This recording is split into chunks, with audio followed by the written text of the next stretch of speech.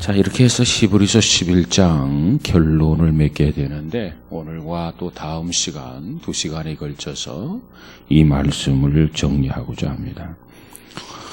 오늘 이 39절, 40절은 히브리서 11장의 결론 부분입니다. 그렇기 때문에 히브리서 기자가 39절에서 말하기를 11장 1절에서부터 언급했던 믿음의 사람들, 믿음의 방백들, 믿음의 우리 선배들, 그들은 모두가 다 믿음으로 말미암아 증거를 받았다는 거예요. 그걸 설명해 주고 있죠. 믿음으로 말미암아 증거를 받았으나 약속된 것을 받지 못하였다 하는 겁니다. 그리고 40절에 이는 하나님이 우리를 위하여, 오늘 이 말씀을 읽는 우리를 위하여 더 좋은 것을 예비하셨은즉, 그래서 오늘은 더 좋은 것, 더 좋은 믿음이라는 주제로 잠시 다음 시간까지 말씀을 드리려고 합니다. 자, 우리는 이 말씀을 통해서 몇 가지 중요한 질문을 던지게 돼요. 39절, 40절을 통해서. 첫 번째 질문이 뭐냐면, 구약의 성도들은 39절에서 뭐라고 하냐면, 이 사람들이 받지 못한 약속이 도대체 뭐냐는 겁니다. 구약의 우리 믿음의 선배들이 받지 못했던 그 약속이 도대체 뭐냐?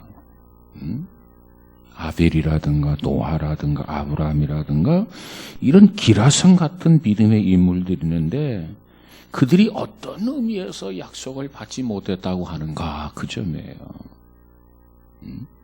뿐만 아니라 오늘 또 다른 질문이 뭐냐면, 우리 신약시대에 살고 있는 오늘 우리들을 위해서 예비한 더 좋은 믿음이라는 게 도대체 뭔가? 구약의 성도들이 어떤 약속을 받지 못하는 건가? 그리고 우리를 위해서 예비한 더 좋은 믿음이라고 하는 게 도대체 뭐냐? 그리고 또 뭐라고 말합니까? 우리가 아니면 저들의 온전함을 이루지 못한다는 의미가 도대체 뭐냐 말이에요. 우리가 아니면 저들의 온전함을 이루지 못한다? 도대체 이게 무슨 소리냐 하는 거죠. 아마 이 세 가지 정도의 질문이 가능하다고 생각합니다. 다시 말하면 구약의 성도들은 어떤 의미에서 약속을 받지 못했는가? 또 오늘 우리를 위해서 예비된 더 좋은 것은 도대체 무엇인가? 또 우리가 아니면 저들의 온전함을 이루지 못한다? 도대체 그 의미는 무엇인가? 이 세 가지 정도의 질문. 자, 성경은 먼저 우리에게 뭐라고 말합니까? 이 모든 사람들, 지금 히브리서에서 언급했던 믿음의 선배들, 위인들, 이 모든 사람들은 믿음으로 말미암아 증거를 받았다. 그걸 강조해 주고 있어요. 그들이 가지고 있던 믿음을 우리가 하나하나 살펴보았어요. 아벨이 가졌던 믿음은 어떠한 믿음이었는가? 이삭이 가졌던 믿음은 어떠한 믿음이었는가? 에녹이 가졌던 믿음은 어떠한 믿음이었는가? 아브라함이 가졌던 믿음은 어떠한 믿음이었는가? 그들 모두는 총체적으로 보면 믿음으로 말미암아 증거를 받았다. 믿음의 증거가 다 있다고 말이에요. 자, 히브리서 11장에 기록된 믿음의 선배들의 삶 속에 삶의 능력이, 삶의 열매가, 삶의 업적이 있는데, 이 모든 것은 믿음으로 가능했다는 거예요. 믿음 때문이었다는 거예요. 그렇기 때문에 그 모든 것들은 믿음의 증거라는 겁니다. 증거. 자, 보세요. 아벨이 하나님 앞에 제사를 드리는데, 하나님 앞에 하나님이 하나님이 받으실 만한 제사를 드려서요, 그처럼 하나님이 받으실 만한 제사를 드릴 수 있었던 것은 아벨이 가지고 있는 믿음 때문이었다는 거예요.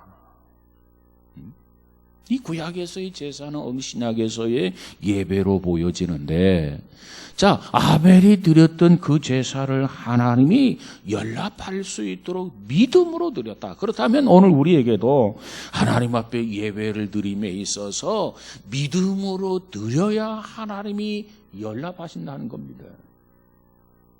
이것이 아벨이 우리에게 보여주고 있는 믿음의 증거예요. 또 에녹의 경우를 보세요.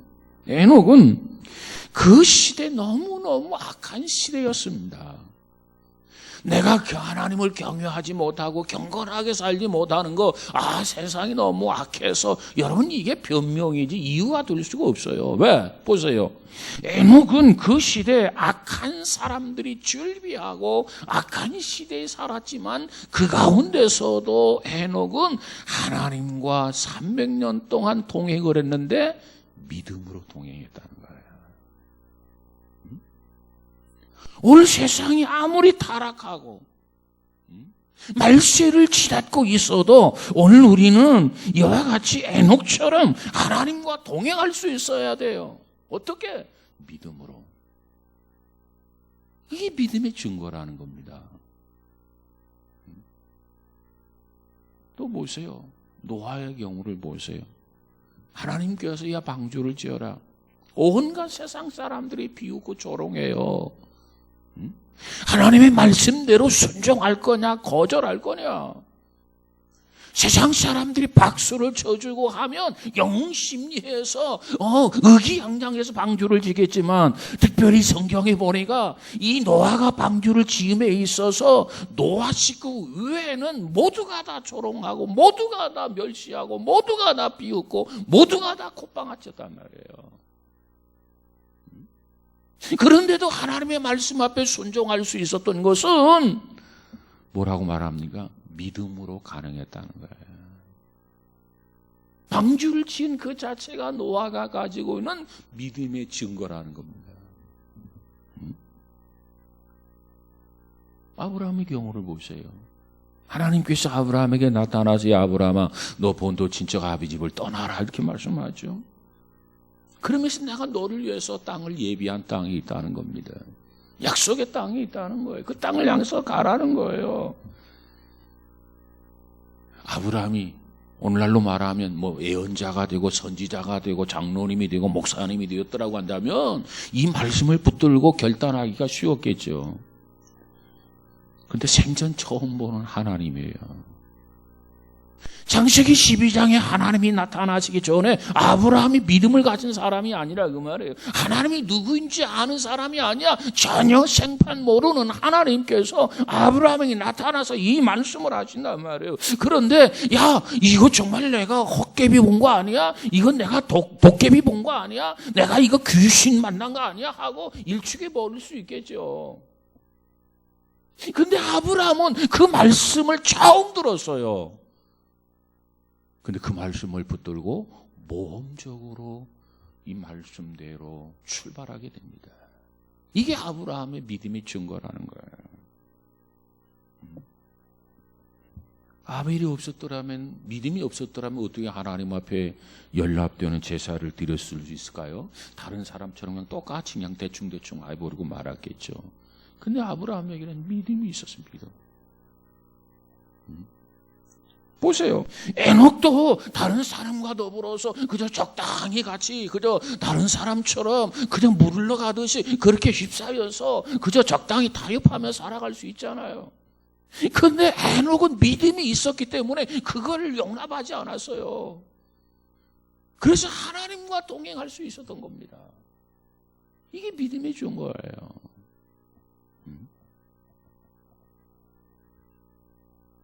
노아 하나님이 말씀했을 때 그 말씀 앞에 순종하지 않는다고 해서 누가 비난하지 않아요.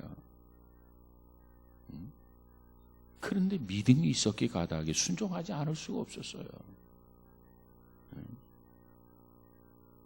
그래서 방주를 짓잖아요. 이게 노아의 믿음이었다는 겁니다. 아브라함 모험적으로 하나님의 말씀을 듣고 본토 친척 아비 집을 떠나가게 되는데 하나님께서 떠나라 말씀하시면서 조건을 3가지로 걸잖아요. 본토, 고향, 친척, 네 아비 집. 아버지를 떠나라는 거예요. 친척을 떠나라는 거예요. 고향을 떠나라는 거예요. 사실 우리가 고향 떠난다는 게 쉽지가 않아요. 더더군다나 친척, 아버지 집까지 떠난다는 게 쉽지가 않아요. 가만히 있으면 익숙한 곳에서 사는 거예요. 왜? 지금까지 살아왔기 때문에 전혀 불편함이 없는 그런 삶을 살 수 있었어요. 그런데 하나님이 말씀하는데 이 아브라함 그 말씀을 받아들이고 출발을 하는 겁니다. 출발하는데 아직도 아리까리했던 것 같아요. 그래서 3가지 중에 처음 순종한 것이 하나, 고향을 떠나가는 것. 조카를 데리고 가고 아버지를 모시고 갑니다. 3가지 중에 3분의 1을 순종한 거예요. 사실 예수 믿기 시작한 다음에 3분의 1 순종하는 거 이거 대단한 거예요. 물론 100% 순종하면 더 대단하겠지만 과연 100% 순종하는 사람이 있겠는가? 아브라함도 3분의 1밖에 순종을 못했단 말이에요. 그리고 가다가 아버지가 세상을 떠나가게 되죠. 병 시름시름 앓다가. 그래서 10여 년 동안 세월을 낭비해요. 아버지 장례를 다 치르고 또 떠나요. 또 가다 보니까 조카 롯과 롯의 종들과 아브라함의 종들이 싸워요. 투닥투닥 다투어요. 그래서 결국은 헤어지게 되고 롯은 헤브론 땅, 소돔과 고모라 땅을 선택하게 되고 또 아브라함은 그 반대의 땅을 선택을 하게 되죠. 이러면서 아브라함이 경험한 게 뭐냐? 야, 내가 처음부터 이 3가지 본토 친척 아비 집을 떠나라고 했을 때 그 말씀대로 순종하고 100% 순종하고 떠났더라면 10여 년 동안 세월 낭비하지 않았을 것이고 조카의 종들과 내 종들과 재산 다툼, 초지 다툼, 양떼 다툼 때문에 투닥투닥 싸우지 않았을 거고. 그런데 인정 때문에 아버지를 놓고 올 수가 없었어요. 인정 때문에 어린 조카를 내버려 둘 수가 없었어요. 그래서 인정을 끊지 못해서 그런 일들을 겪고 나서 이 아브라함이 자기의 경험을 되돌아보는 겁니다. 야, 하나님의 말씀대로 순종하는 것이 내게 복이구나. 진작에 알았더라면 내가 100% 순종했을 텐데 이런 아쉬움을 갖게 되는 사건들입니다. 근데 모든 것들이 히브리서 기자는 그걸 뭐라고 말하느냐? 그들 모두가 다 믿음의 증거라는 거예요. 여러분, 오늘 우리에게도 정말 믿음으로 결단하고 결심하면서 믿음의 증거들이 있어지기를 주님의 이름으로 축복합니다. 자, 모세를 통해서 출애굽하는 기적이 일어나게 되잖아요. 이것도 모세의 믿음 때문이었습니다. 모세의 믿음. 자, 이스라엘 백성들이 홍해를 육지같이 건너가게 됩니다. 이건 모세의 믿음이라는 거예요. 또 여리고성을 무너뜨렸던 그 사건을 보면은 역시 이것도 믿음 때문이에요. 여호수아의 믿음. 자, 이와 같은 사건들을 놓고 볼 때, 야, 믿음이라고 하는 것은 죽은 게 아니라 살아있는 것이고, 믿음이라고 하는 것은 역사하는 힘이 있구나, 능력이 있구나. 이것을 우리 선배들이 보여주고 있는 겁니다. 나는 이렇게 믿음으로 살았다. 나는 이렇게 하나님의 역사에 동참했다. 나는 이렇게 해서 기적을 낳았다. 나는 이렇게 해서 하나님 앞에 영광을 돌렸다. 그런데 그 자본이 뭐냐? 모토가 뭐냐? 믿음이라는 거예요. 믿음. 정말 우리도 믿음을 따라서 살고 믿음을 따라서 역사를 경험하고 그리고 믿음의 증거를 가지고 간증하면서 살아갈 수 있는 우리 모두가 되어지기를 주님의 이름으로 축복합니다. 자, 그들 모두는 이와 같이 믿음으로 말미암아 증거를 받았어요. 우리가 히브리서 11장 믿음의 위인들을 한 사람 한 사람 다 살펴보았는데 한마디로 말하면 모두가 다 믿음으로 산 사람들이다. 믿음의 증거를 가졌던 사람들이다. 그거예요. 그러면서 오늘 본문에서 39절에서 이 사람들은 그랬잖아요. 이 사람들은 다 믿음으로 말미암아 증거를 받았으나 여기까지는 후회가 없어요. 믿음으로 말미암아 증거를 받았어요. 근데 아쉬운 것은 그 다음이에요. 약속을 받지 못하였으니 그랬어요. 정말 믿음으로 말미암아 엄청난 역사를 일으키잖아요. 홍해를 가르고 여리고성을 무너뜨리고 가진 역사를 경험하고 하는 그와 같은 모든 믿음의 증거가 있는데 그 다음에 가서 보니까 뭐라고 말씀하고 있느냐? 약속을 받지 못하였다. 그래서 약속을 받지 못했다. 이게 무슨 얘기입니까? 이게 아쉬운 점이에요. 약속을 받지 못했다. 무슨 약속을 받지 못했다는 이야기인가요? 영어 성경을 보면 이 약속이라고 하는 이 단어 앞에 보면 정관사 더가 붙어 있어요. 더. 그러니까 그 내용으로 보면 성경에 수많은 약속들이 있는데 수많은 약속들 가운데 하나의 약속을 받지 못했다. 그런 의미가 아닙니다. 이 정관사 더가 붙었다고 하는 것은 그 수많은 약속들, 대동소이한 약속들, 그런 약속들을 말하는 게 아니고 일반적인 약속을 말하는 게 아니고 여기서 말하는 약속이라고 하는 것은 어떠한 특정한 약속을 가리키는 거예요. 특정한 약속, 특별한 약속. 일반적인 약속들은 그들이 다 받았어요. 근데 그들이 받지 못한 약속이 있는데 특별한 약속, 특정한 약속을 받지 못했단 말이에요. 그게 아쉬운 점이에요. 그렇다면 저들이 받지 못했던 그 특별한 약속, 특정한 약속이라는 게 도대체 뭐냐는 겁니다. 그 약속이 뭐예요? 사도행전 13장 23절 한번 가서 볼까요? 사도행전 13장 23절.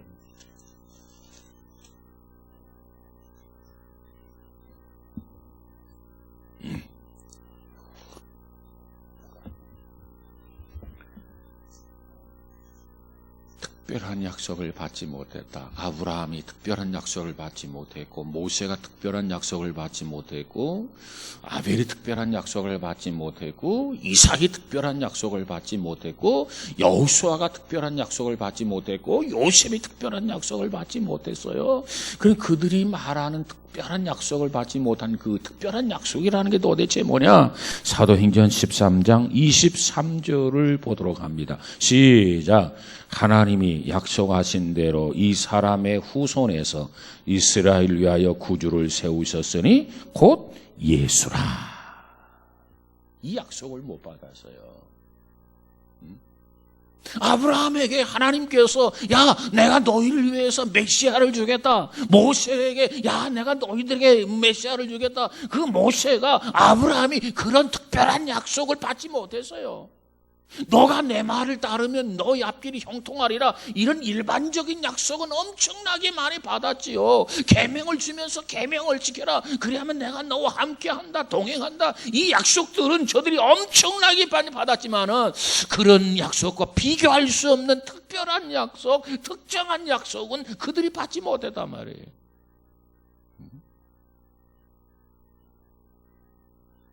이스라엘 위하여 구주를 세우셨으니 곧 예수라. 이 예수를 주시겠다는 약속입니다. 메시아를 주시겠다는 약속을 저들이 받지를 못했어요. 자, 그 다음에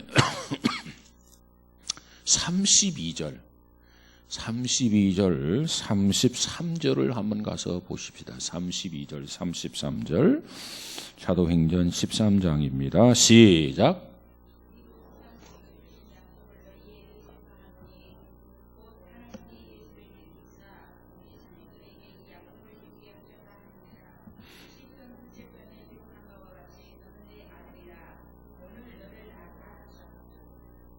자, 보세요.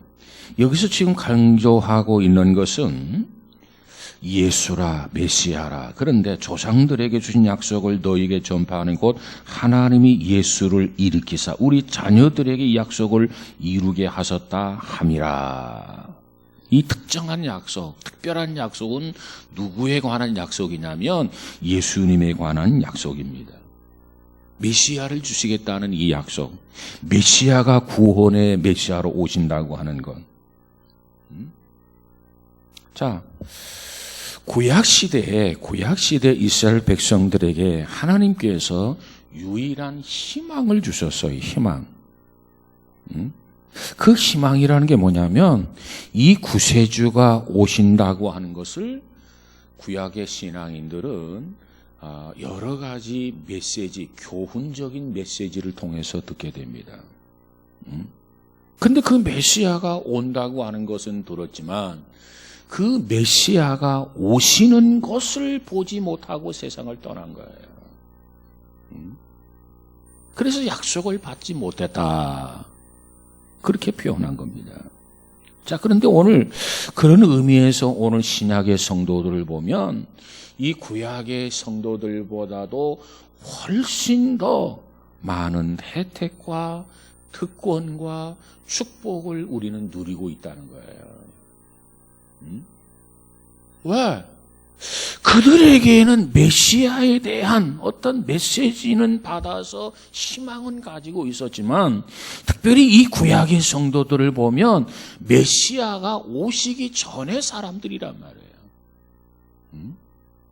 메시아가 언제 오셨느냐? 신약에 와서. 그래서 주께서 오신 후로부터 AD와 BC로 나눈 것 아니겠습니까? 오늘 우리는 특별한 은혜를 입었다. 우리는 특별한 혜택을 입었다. 우리는 특별한 특권을 받았다. 그 이유가 뭐예요? 앞으로 가물가물하게 예수가 오신다는 그런 소식이 아니라 분명하고 확신하게 예수님께서 이 땅에 오셨고 십자가에 달려 죽으셨고 사흘 만에 부활하셨고 다시 오겠다고 승천하신 그 예수님을 우리 마음속에 모시고 살 수 있기 때문에 이 구약의 성도들보다 훨씬 더 많은 은혜, 혜택, 특권, 축복을 우리가 받았단 말이에요. 우리는 그 점을 놓고 하나님 앞에 감사해야 됩니다. 자, 사복음서에 가서 보면 예수님께서 제자들에게 놀라운 선언을 하십니다. 마태복음 13장 17절에 가서 보니까 예수님께서 제자들에게 이렇게 이야기해요. 내가 진실로 너희에게 이르노니 많은 선지자와 의인이 너희 보는 것을 보고자 하여도 보지 못하였고 너희 듣는 것을 듣고자 하여도 듣지 못하였느니라. 이 구약의 성도들은 메시아에 대한 어떤 그림자를 보면서 신앙생활한 거예요. 메시아의 실체를 보지 못하고 그림자를 보면서 믿음을 가지고 소망을 가지고 살았던 것이 구약의 성도들입니다. 그런데 신약의 우리 모두는 예수님의 그림자가 아니야. 이제 말씀한 대로 오셨어. 말씀한 대로 죽으셨어. 말씀한 대로 부활하셨어. 말씀한 대로 승천하셨어. 바로 오신 실체 예수 그리스도를 바라보면서 우리가 믿고 있단 말이에요. 근데 예수님 당시에 제자들을 모아놓고 예수님이 이렇게 이야기합니다. 많은 선지자와 의인이 너희 보는 것을 보고자 하여도 보지 못했다. 지금 메시아가 서 있고 제자들이 있는데 그 제자들에게 예수님이 이렇게 말씀하는 거예요. 구약의 많은 선지자, 구약의 많은 예언자들이 너희들 앞에 서 있는 메시아, 너희가 지금 보고 있는 자를 보고자 하여도 보지 못했다는 겁니다. 왜? 메시아가 오시기 전이니까. 또 그 메시아를 통해서 이 하나님의 말씀을 듣고자 하여도 듣지 못하였느니라. 메시아가 안 온 거야 아직. 그런데 너희들은, 예수님이 하는 말이에요. 너희들은 참 복 있는 자다. 왜? 메시아가 지금 너희 앞에 와서 너희 앞에 앉아서 너희들에게 실제적으로 내 음성을 통해서 너희들에게 진리를 가르쳐주고 내가 너희들에게 복음을 전한 거 아니냐? 너희들은 그 은혜를 입었기 때문에 구약의 성도들과 비교하면 비교할 수 없을 만큼 엄청난 은혜, 엄청난 혜택, 엄청난 특권을 받은 사람들이다. 예수님이 지금 이걸 가르치고 있는 거예요. 구약의 신앙인들은 앞으로 오실 메시아, 그림자적인 메시아였어요. 보고 싶어도 보지 못한 메시아, 듣고 싶어도 듣지 못한 메시아, 들을 수 없는 메시아.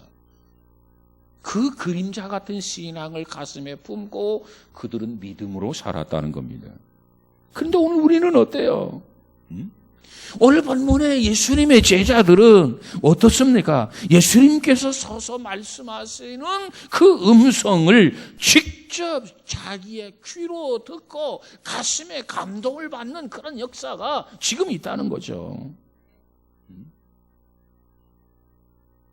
그처럼 사모하고 그처럼 소망했던 메시아가 지금 너희들 앞에 서 있다는 거예요.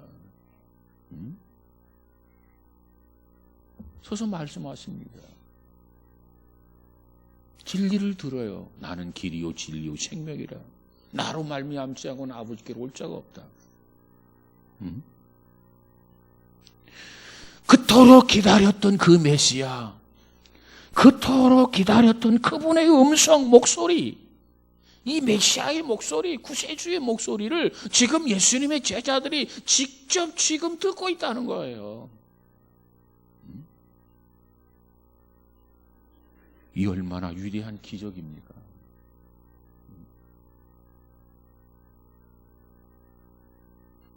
지금 예수님의 제자들은 제자들 앞에 서 있는 그 예수님을 통해서, 메시아를 통해서 지금 하나님을 보고 있는 거예요. 나를 본 자는 아버지를 보았다 그랬어요. 예수님의 12 제자들은 지금 예수님을 통해서 하나님을 보고 계시는 거예요.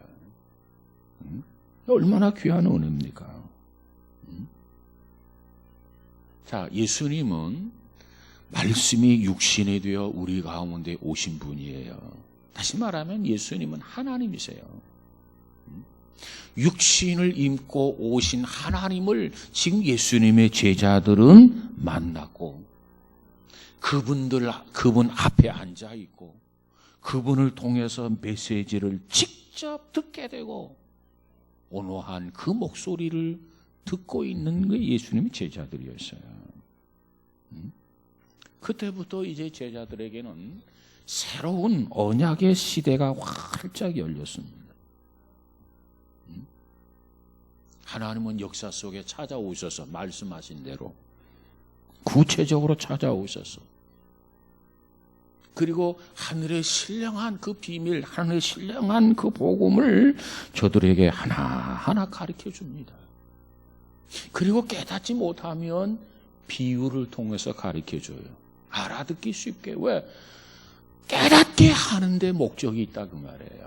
뭐 듣든지 말든지 그냥 끝나는 게 아니라, 한 사람이라도 이 복음을 깨우쳐지기 위해서 여러 가지 예를 들어서 비유로 말씀하시고, 이들을 내가 믿느냐 이렇게 또 물어가면서 가르치는 것이 예수님의 교육 방법입니다.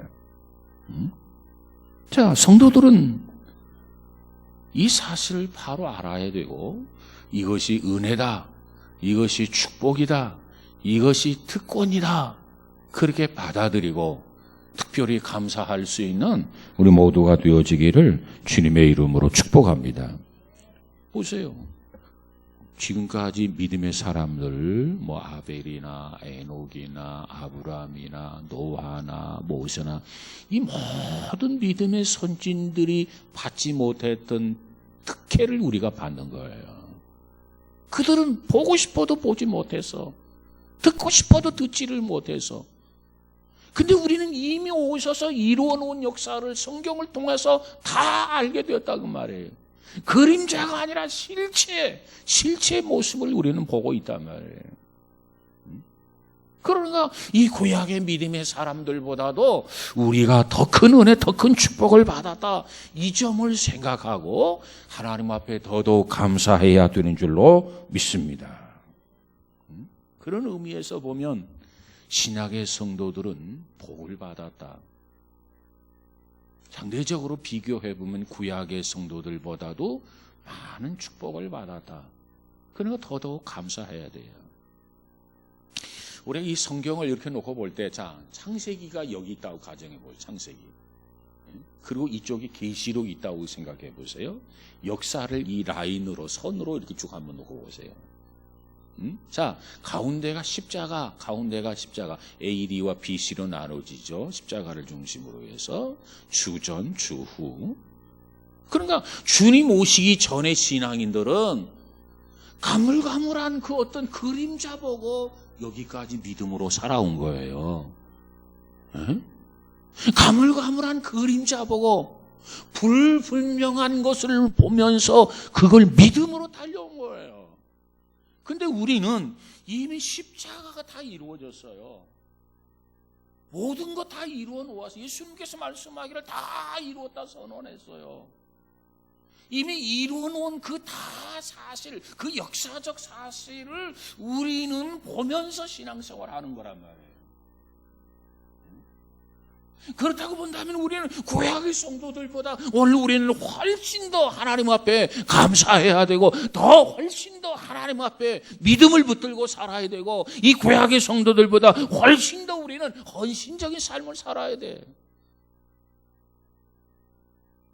그런데 부끄럽게도 아브라함 배 앞에 서서 부끄럽고, 노아 앞에서도 부끄럽고, 야곱 앞에서도 부끄럽고, 모세 앞에서도 부끄럽고, 요셉 앞에서도 부끄럽고, 여호수아 앞에서도 부끄럽고. 왜 부끄럽게 신앙생활하냐 그 말이에요. 그들은 불분명한 것을 붙들고 믿음으로 살았던 사람들이고, 우리는 무엇보다도 분명하고 확실한 것을 믿고 살아야 되는데 왜 결과가, 믿음의 증거가 그들보다 훨씬 더 처지느냐 말이에요. 참 안타까운 거죠. 그래서 신약을 뭐라고 하느냐? 구약의 완성이다 이렇게 얘기합니다. 구약에 보면 가물가물한 건데 신약에 와서 그것이 다 이루어졌거든요. 성취되었거든요. 그래서 신약은 구약의 완성이다. 구약은 미완성이지만 신약은 완성이다 이렇게 표현을 합니다. 자, 그러면 이에 대해서 대표적인 사건 5가지 중에 한 3가지만 오늘 살펴보려고 합니다. 이 신약을 구약의 완성이라고 하는데 어떤 면에서 완성이라고 하는가? 첫 번째로 구약의 성도들보다도 신약의 성도들은 확실한 그리스도관을 소유할 수 있었다는 거예요. 확실하고 분명한 그리스도관을 소유할 수 있게 되었다. 누가? 신약의 성도들이 구약의 성도들보다. 구약의 이 성도들은요, 모형이나 약속, 예언을 통해서 장차 오실 그리스도를 희미하게 바라보았어요. 메시아가 오신대.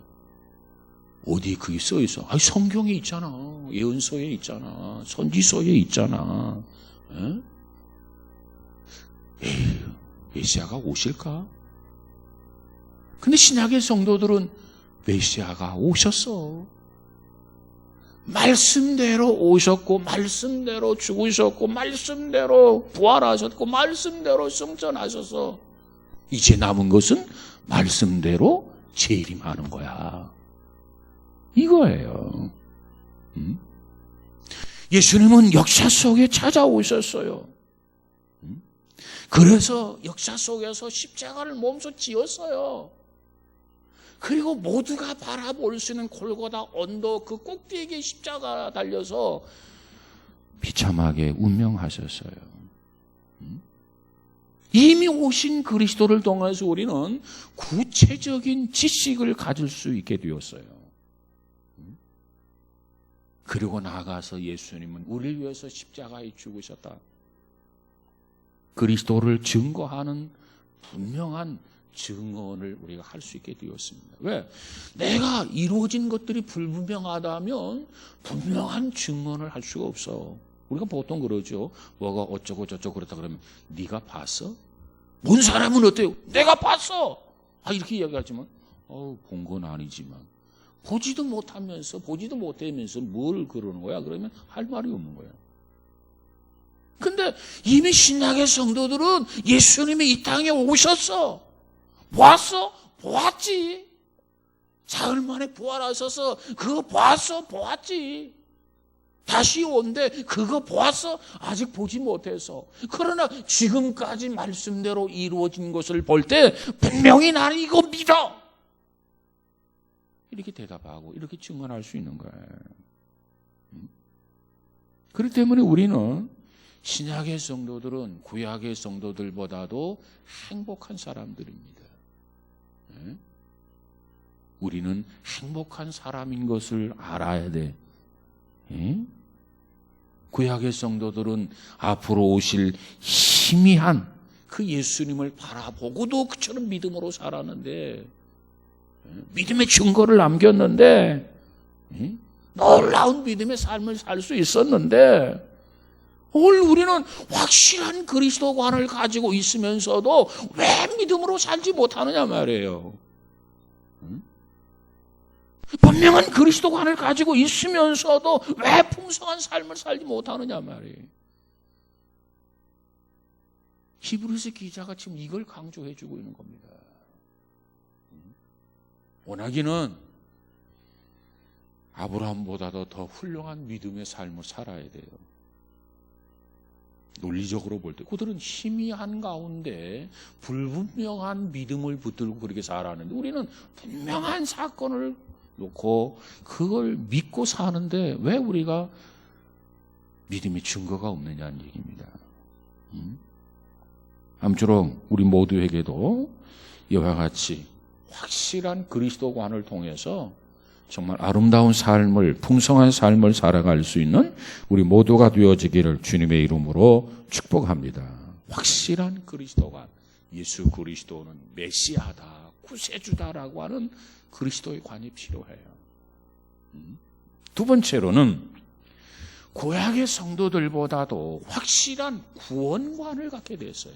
확실한 구원관.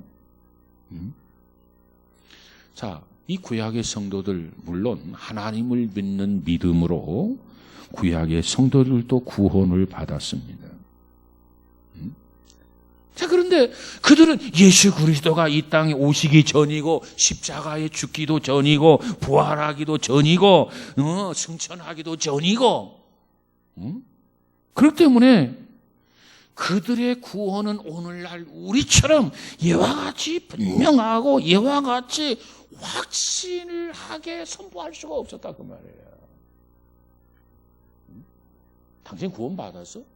아니 뭔가 확신이 있어야 나 구원 받았어 하고 당신도 예수 믿어 그래야 구원 받아 이렇게 반응이 나오는데 이 확신이 없으면 당신 구원 받았어?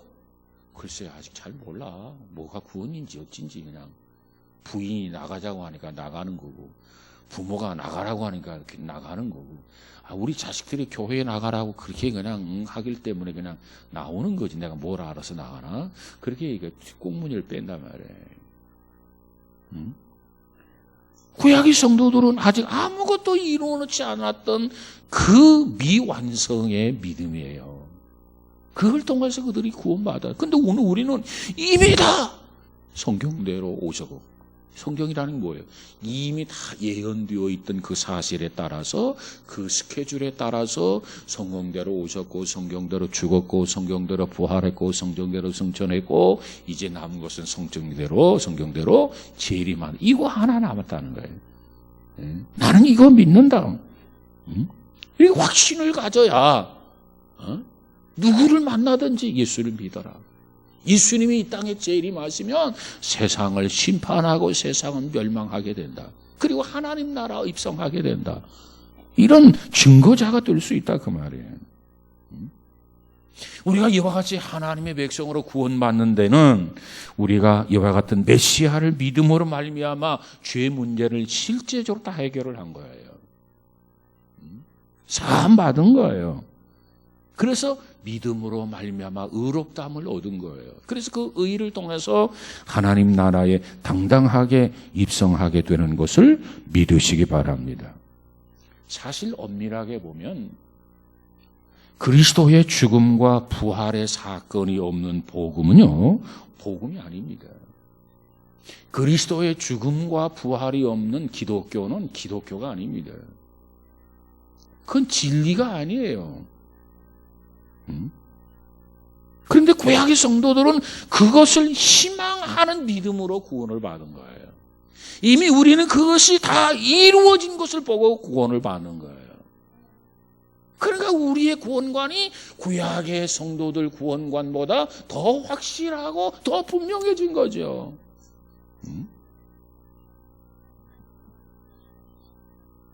우리의 죄 문제를 다 해결하신 예수 그리스도를 우리는 소유하고 있어요. 우리의 죄짐을 다 해결해 주신 예수 그리스도 안에 우리가 들어가 있어요. 요한복음 15장에 가서 보니까 너희가 내 안에 내가 너희 안에 있으면 이렇게 말씀하잖아요. 그래서 그리스도 안에서 믿음의 사람들은 주님과 신령한 관계에 있는 거예요. 주님이 내 안에 내가 주님 안에.